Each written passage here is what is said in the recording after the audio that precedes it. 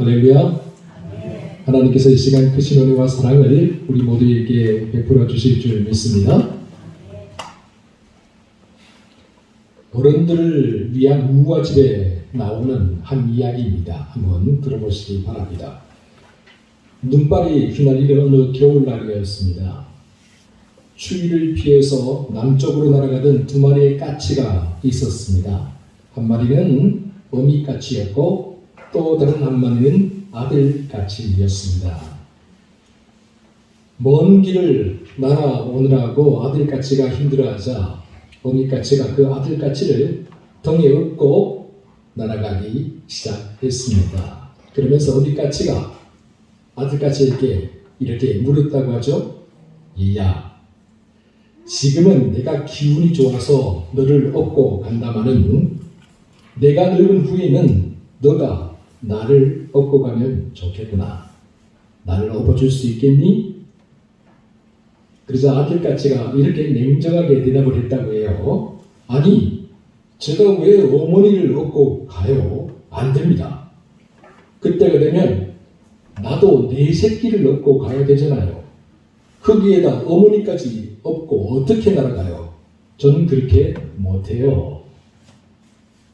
여러분, 사랑이라는 것이 내리사랑이다. 그렇게 이야기를 했는데 정말 그런 것 같습니다. 하나님이 우리에게 베푸시는 사랑을 우리가 다 깨닫지 못하고 부모님이 자식에게 베푸는 사랑을 우리가 다 깨닫지 못하죠. 마찬가지입니다. 우리가 자식들에게 베푸는 사랑, 자식들이 다 깨닫는 리가 만무합니다. 왜냐하면 사랑은 그저 내리사랑, 내려주는 거예요. 그런데 참으로 안타까운 것은 이제는 이런 내리사랑을 베풀 가족들과 가정들이 점점 사라져가고 있다라는 사실이죠. 최근 들어서 혼밥, 혼술, 혼행, 혼용 이런 말들이 유행하고 있습니다. 이게 뭐냐면 혼자서 밥을 먹는다, 혼밥. 혼자서 술을 먹는다, 혼술. 혼자서 여행을 간다, 혼영. 혼행이죠. 그리고 혼자서 영화를 본다, 혼영. 이런 말들이 유행을 하고 있다라는 거죠. 예전 같았으면 혼자서 밥을 먹는다, 혼자서 여행을 간다, 그러면 야, 그게 무슨 청성이야? 그렇게 이야기를 했을 거예요. 그런데 이제는 그것이 너무나 자연스러운 시대가 되어 버렸다라는 것이지요. 그래서 흔히 오늘 우리가 살아가는 시대를 가리켜서 1인 1가구로 가는 과도기에 있는 시대다. 그렇게 이야기를 많이 합니다. 예전에는 1인 1가구라고 말하면 보통 혼자 사는 독신자를 먼저 떠올렸죠. 실제로 2000년대 전까지만 해도 1인 1가구 비율이 그렇게 높지 않았습니다. 그러나 1999년에 97년부터 IMF를 지나면서 2010년대에 들어서자 경제적인 문제 또 학교와 직장 문제 등으로 혼자서 살아가는 1인 가구가 점점 늘어나기 시작했어요. 이 통계청의 발표에 따르면 2015년에 1인 가구의 비율이 무려 전체 가구에서 27%가 되었다고 그러죠. 그리고 작년 2021년 통계를 보니까 무려 40%를 넘어섰습니다. 그리고 통계청 전망에 의하면 10년 후나 내지는 15년 후가 되면 우리나라 인구의 절반 이상이 1인 1가구가 될 것이다 라는 그런 전망을 내놓고 있는 실정입니다.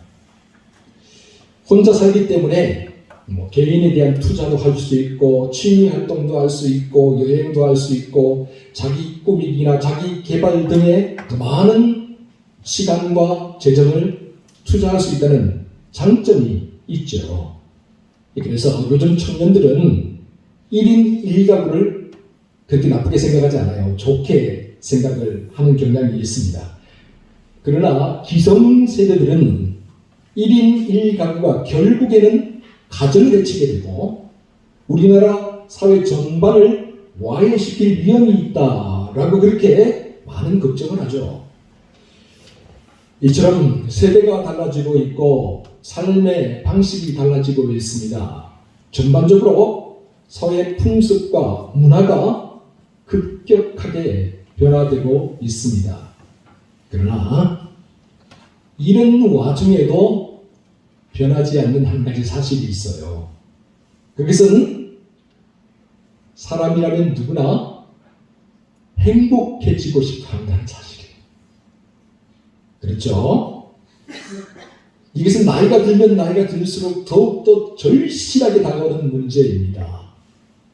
이 행복이라는 것이 혼자서 소소하게 확실하게 느끼는 소확행의 행복일 수도 있겠지만, 그러나 이 소확행이라는 것은 매우 일시적이고 제한적일 수밖에 없어요. 혼자서 살면 귀찮은 것도 없고 신경 쓸 일도 줄어들고 또한 눈치 볼 일도 없는 것이 사실이죠. 그러나 잠언 말씀에 나오는 것처럼 소가 없으면 귀찮은 일도 없지만 소를 통해서 얻을 수 있는 것, 그것을 얻지 못하는 것도 사실입니다. 여러분, 반대로 소가 있으면 상당히 귀찮죠. 해야 될 일들이 많아지잖아요. 그러나 소를 통해서 얻을 수 있는 것들이 많습니다.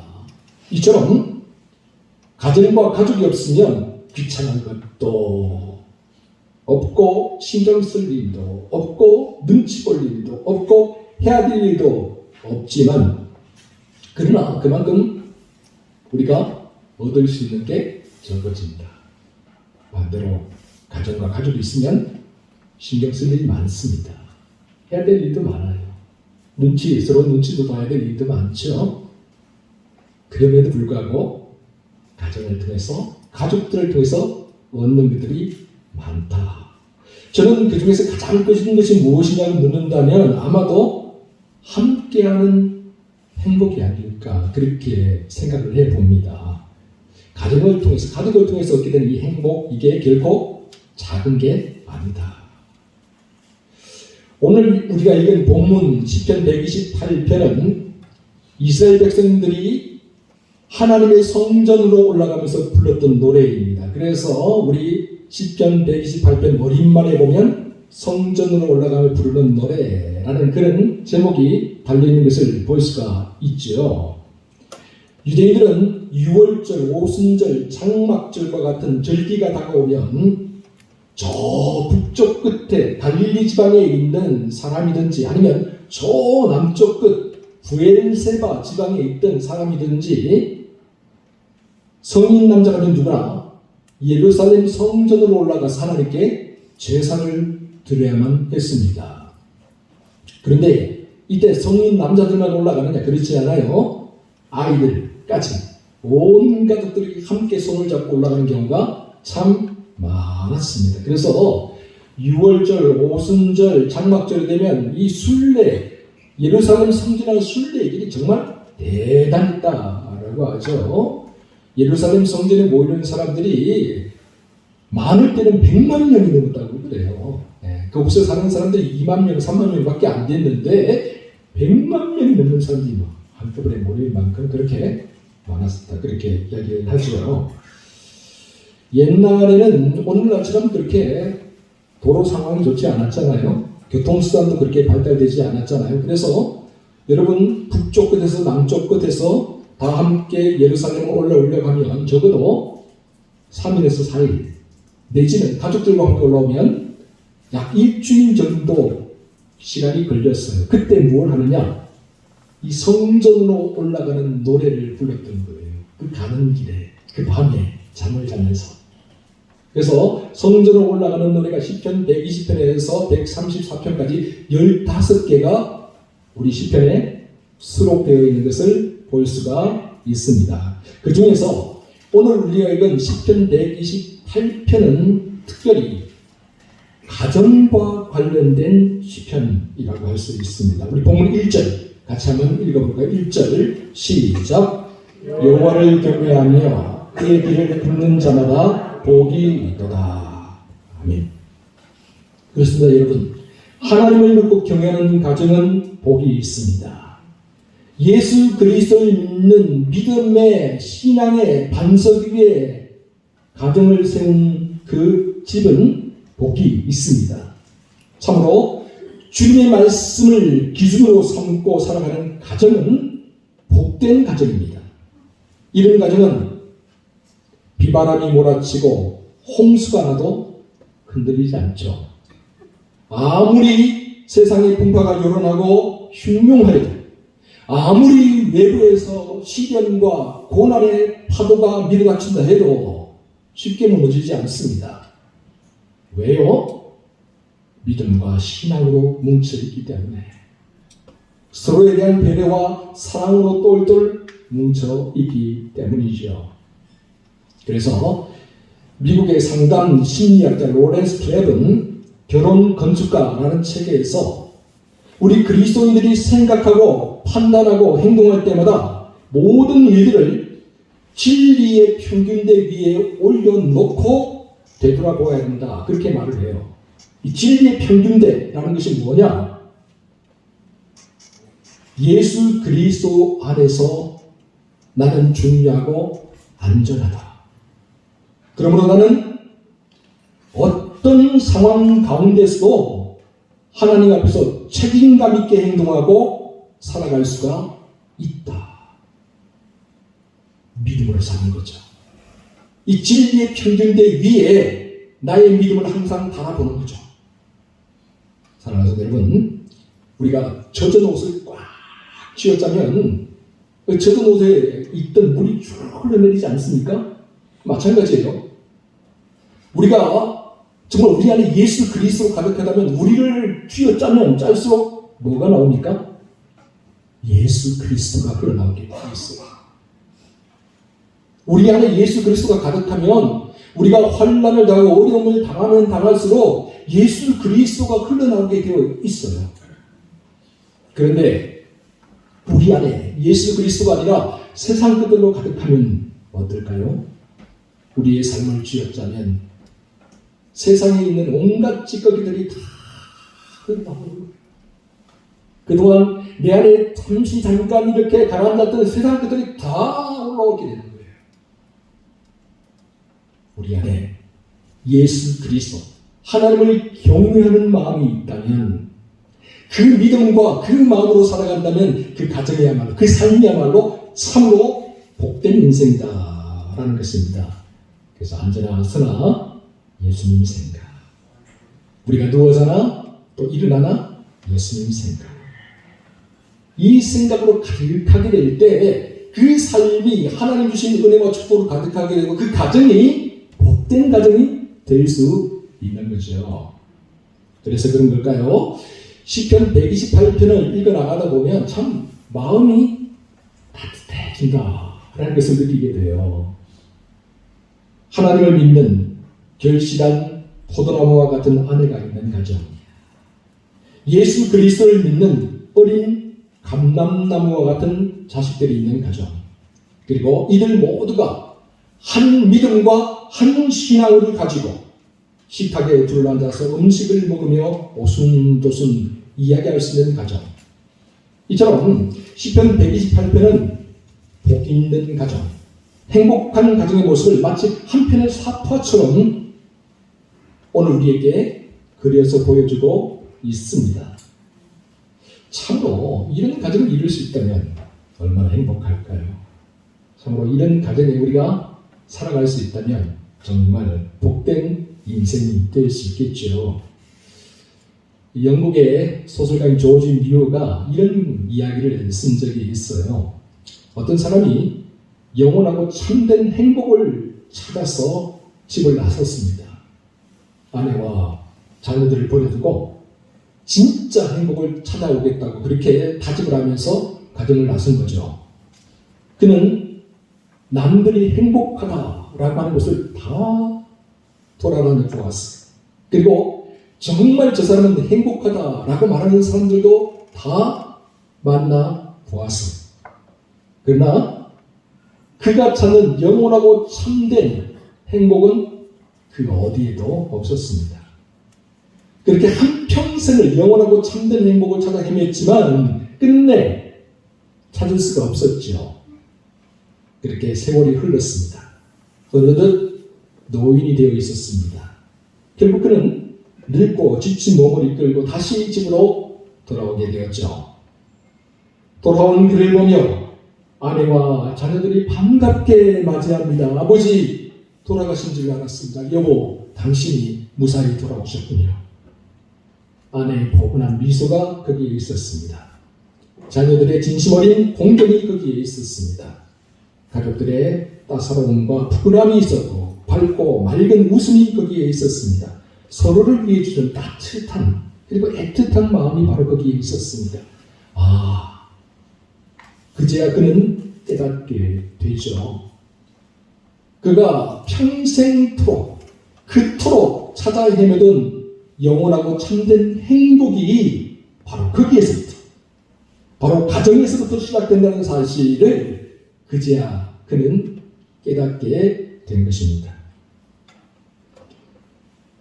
그런데 성경학자들은 시편 128편과 127편이 한 쌍의 시다라고 보통 그렇게 이야기를 합니다. 왜냐하면 시편 127편도 가정과 관련된 시이기 때문입니다.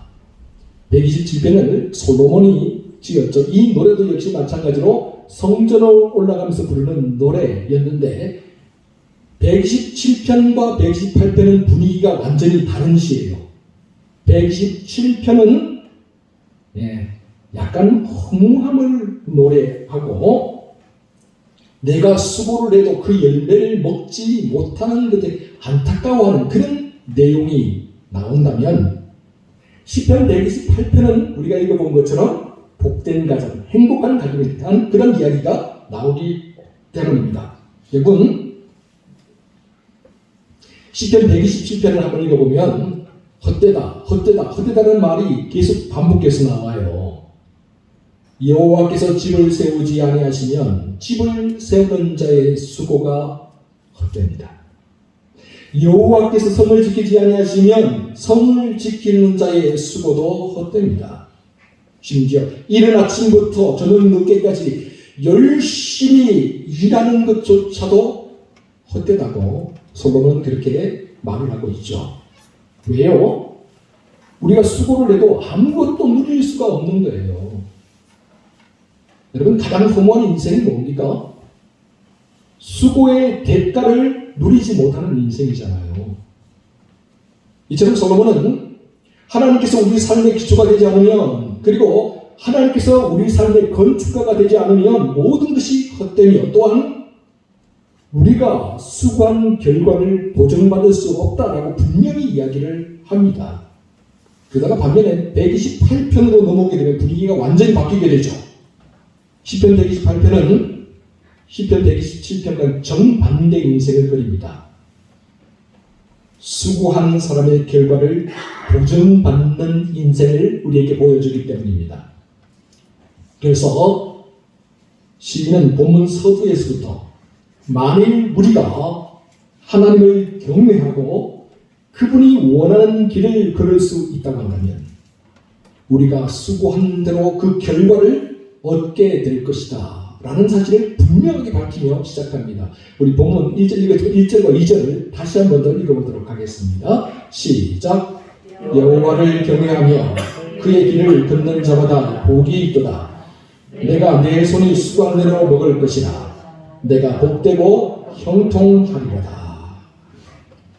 하나님을 경외하는 사람, 하나님을 인생의 주인으로 삼고 살아가는 사람, 그리고 하나님을 가정의 설계자이자 건축가로 삼은 사람, 그리하여 하나님을 믿는 믿음으로 살겠다고 다짐하며 살아가는 사람, 그런 사람들에게 하나님 분명히 약속해 주십니다. 너에게 복이 있으리라. 너가 복되고 형통하게 될 것이다.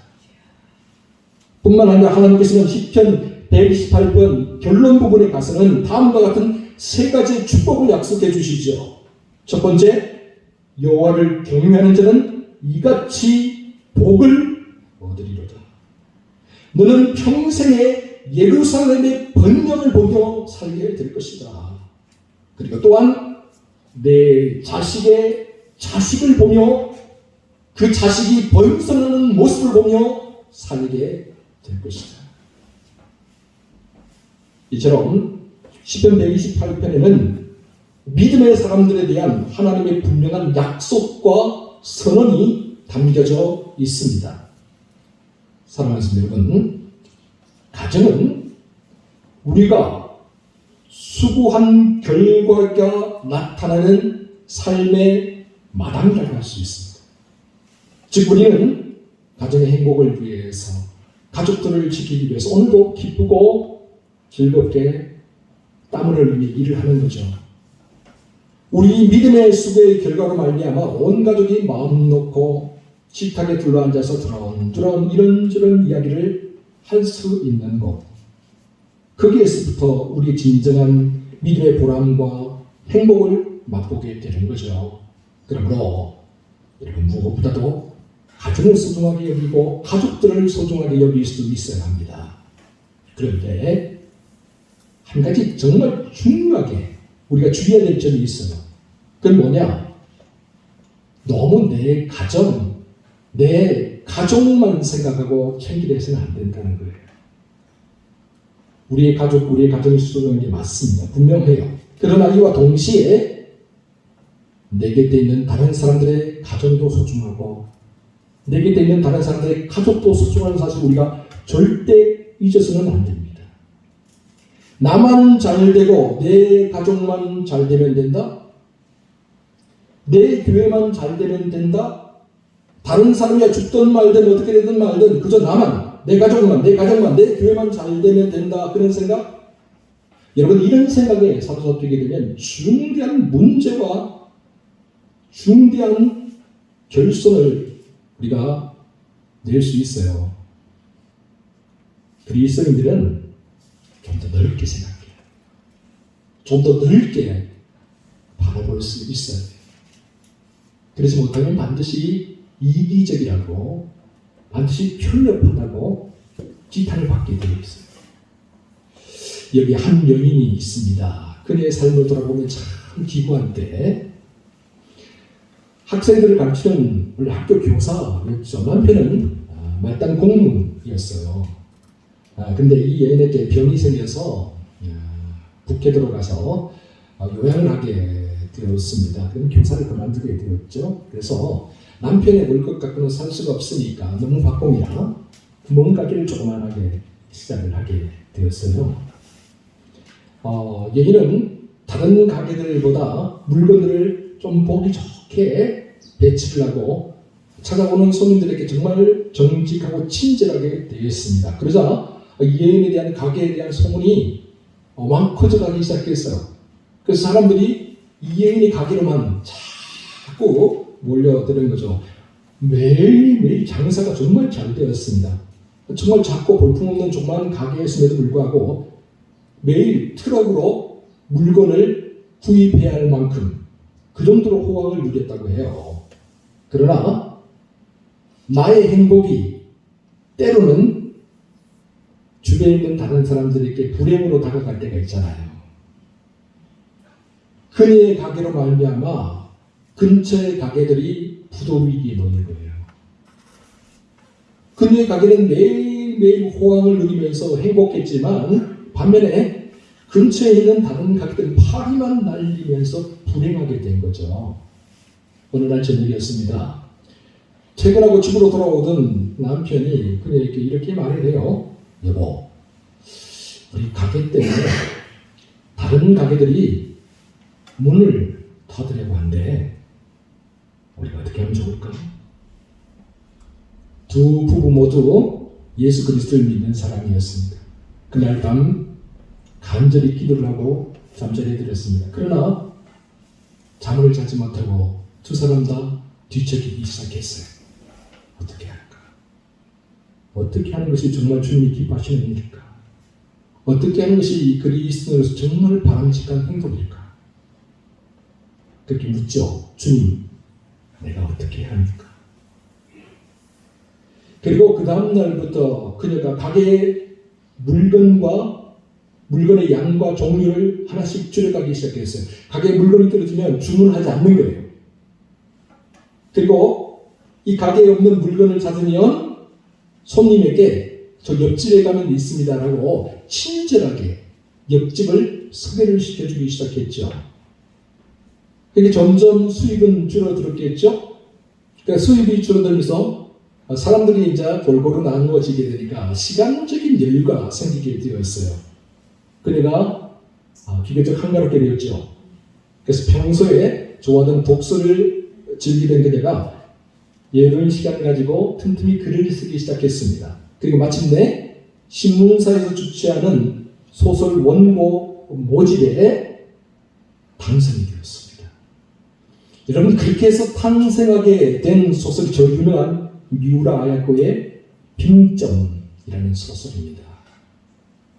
이웃을 돌아보는 미우라 아야코의 이 아름다운 마음과 세심한 배려로 인해 사람들은 그녀의 소설보다 그녀의 삶을 더욱더 기억하게 되었죠. 그래서 지금도 북해도에 미우라 아야코 기념관에 가면 사람들의 발길이 끊이지 않고 왔다 갔다 한다고 합니다. 사랑하는 성도들, 우리도 이렇게 한번 살아갈 수 없을까요?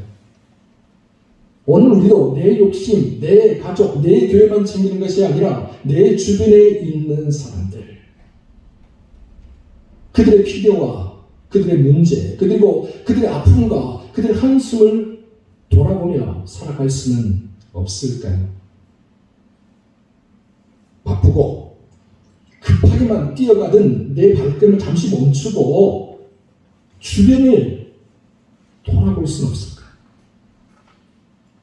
우리 주변에 우리의 손길이 필요한 사람들, 우리의 마음이 필요한 사람들 많죠.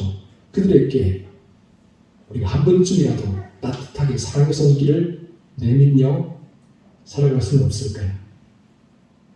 그래야 해서 우리 모두가 주님 안에서 함께 행복해지는 그런 삶을 살아갈 수는 없을까요? 오늘 주님이 우리에게 원하시는 삶이 바로 이런 삶이 아니겠습니까? 기도하겠습니다.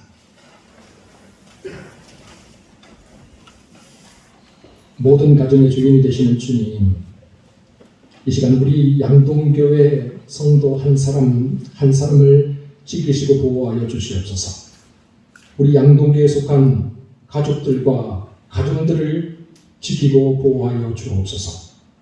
그리하여 우리 양동교회 가족들이 모두 행복하게 하시고 그 행복을 나만 누리는 것이 아니라 우리만 누리는 것이 아니라 다른 사람들에게도 나누고 베풀고 전하며 살게 하여 주옵소서.